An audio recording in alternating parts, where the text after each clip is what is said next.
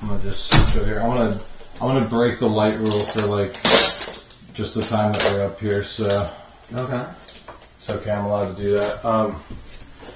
You just got in yesterday, and I realized that we don't really get to know each other that well yet, right?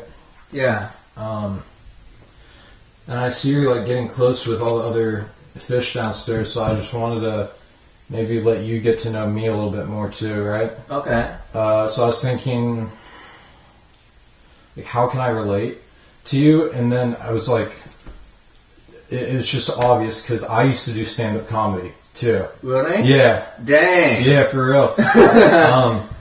Do you remember back in 2015 when like Joe Rogan was in everybody's YouTube recommended? 2015. Like 2015, just around that time, just when Joe Rogan was, like every time he went on YouTube, he was just in the sidebar, right? I started 8 years ago, so is that 2015? Yeah. I don't think so. Whatever it is, it was like 2015, 2016 when Joe Rogan was like mad popular before he moved to Texas. And I was pretty young, and that's what kind of got me into comedy at first. Because I was watching a lot of Joe Rogan Experience. Yeah. And I was into Joe Rogan. I was into Joey Diaz a lot. I know Joey Diaz. I was into Bobby Lee too. Okay. And I was into, you know Ari? Yeah, Ari Shaffir. Yeah. I was super into Ari.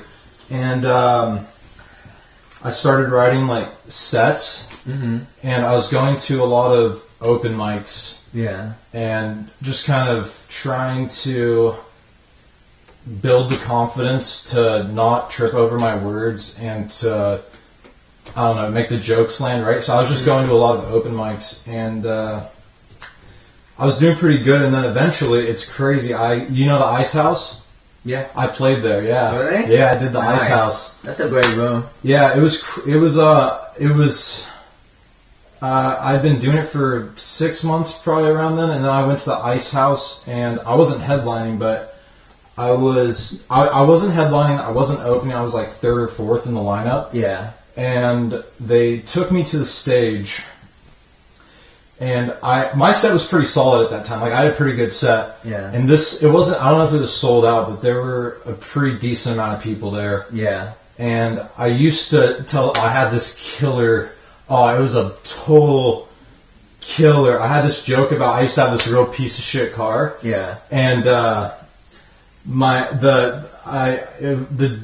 I'll like summarize it real quick. Mm-hmm. The punchline of the joke is like, my car would never start, it would never turn over. Yeah. And so the real killer was, I would do the thing and I go, man, if this thing turns over, I'm gonna be home free. Get it? Yeah. You knocked up. Yeah. Right. Yeah, home free. Yeah. So I told that joke at the Ice House that night. That was my last joke of the night. I'd always end my set with that joke. Bang, yeah. Yeah, with a bang. And the audience just went like dead. Really? Yeah, for real. It was like crickets. And there was nobody. That happened. Yeah, nobody laughed. It was I like, experienced that. and I was just standing there, and I'd never bombed before. That was my first time. Wait, hold on. It gets crazier. Yeah. It's like the first time I bombed. Yeah. But that's not even the worst part, right? Because after the set, they were doing an open bar, and I went to the bar and I got a whiskey sour because that's what I drink. Mm-hmm. And I was alone, and I was kind of bummed about my set. Yeah. And I'm not, like, these two girls came over, like blonde, hot smoke shows, like really good looking girls. Yeah. And they walked past me and they like looked behind them, and I was looking at them, right? Yeah. And these two girls walked past me and they looked at me and then they looked behind them, and I was like, what are they looking at? And then I looked behind them and I saw Ari. No, I'm not even shitting you. I saw Ari. Yeah. And it was so messed up because he gave me this look. I'm gonna try to do the look, but it was kind of like it was like something like that. Like he was disgusted at me or something. Like he couldn't believe that I'd like bombed. You know what I mean? Yeah. Yeah. And that was the ice house. Maybe you misinterpret that note because He- you feel like you were bombing. Cause why would he do that? Like if he's a comedian, he'll know what's it like to have your best joke not hit. I know what that's like. Yeah. I related to a boxer boxing, a good boxer boxing, and he just got like hit. Yeah. He didn't know where it coming from, and he got knocked out. That's what damn. it feels like. Yeah, like you're so stumped. You're like, this always work. How come it doesn't work? You're like, what the fuck? I was So I'm surprised he gave you that look. Being a veteran comedian that he is. he gave me that look, and then I didn't really because I was so bummed out about bombing, I didn't really think much of it at the time, and then I went home, and I didn't think about it that night, but then the night after that, it just kind of kept me up, and I was sitting up just staring at the ceiling, and I was like, this is kind of a messed up thought, but I was thinking to myself, I'm probably not ever gonna make anybody laugh. Damn. But that's my story for you. Let's go back downstairs. But that's how I want you to get to know me a little bit, just about some comedy. That's a very painful. And then you stop doing it. Yeah, but it's all good. I mean, I'm gonna be all right. But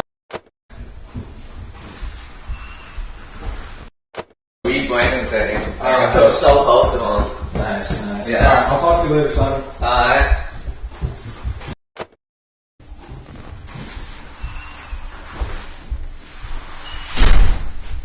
So, in case y'all wondered what went down, he just brought me upstairs, and he fucked me.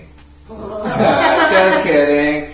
Nah, so he said that he never really knew me, so he shared a story of how he was doing stand-up comedy. Oh. Yeah, and how one of his jokes that always killed didn't hit when he performed at the Ice House. Have you ever been to the Ice House? The Ice House? Yeah, it's just a very popular comedy spot in like LA. I've heard. Joke didn't hit. And yeah, so we just relate to that feeling of like your best joke like didn't hit. So it feels like you're a boxer and you just got knocked out and you don't know what hit you. Yeah, I get it. Yeah. So yeah, I don't know why he's trying to get to know me better to relate. Then kind of comes up here and tells stories to us. What Oh, yeah. was he saying to you? No, he just relate the time when he was a stand-up comedian. Yeah. Was it a sad story? Yeah, that's very sad.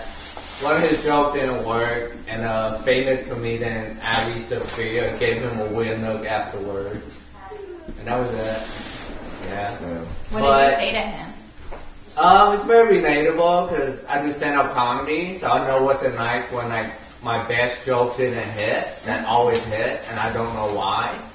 It's a pretty devastating feeling, but I've been doing it so much that I'm okay with it. This first